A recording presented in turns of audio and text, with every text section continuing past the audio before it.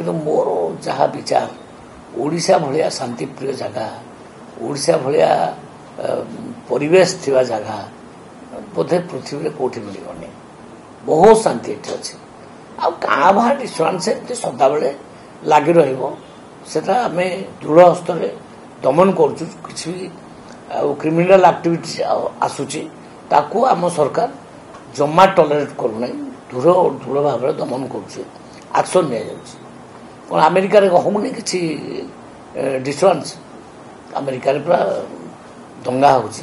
ଆମେରିକାରେ ବିଭିନ୍ନ ଜାଗାରେ ଗୁଳି ଜଣେ ମାରିଦେଉଛି, ମାନେ ପର୍ସନାଲ ଆଟାକ୍ କରିଦେଉଛି। ସେଟା କ'ଣ ହଉନି?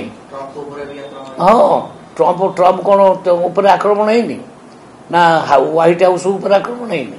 ସେଗୁଡ଼ା କଥା ଉପରକୁ ମୁଁ ଯିବି ନାହିଁ। କିନ୍ତୁ ଓଭରାଲି ଓଡ଼ିଶାରେ ଆମେ ବହୁତ ଶାନ୍ତିରେ ଅଛୁ, ଲୋକମାନେ ବହୁତ ଶାନ୍ତିରେ ଅଛନ୍ତି।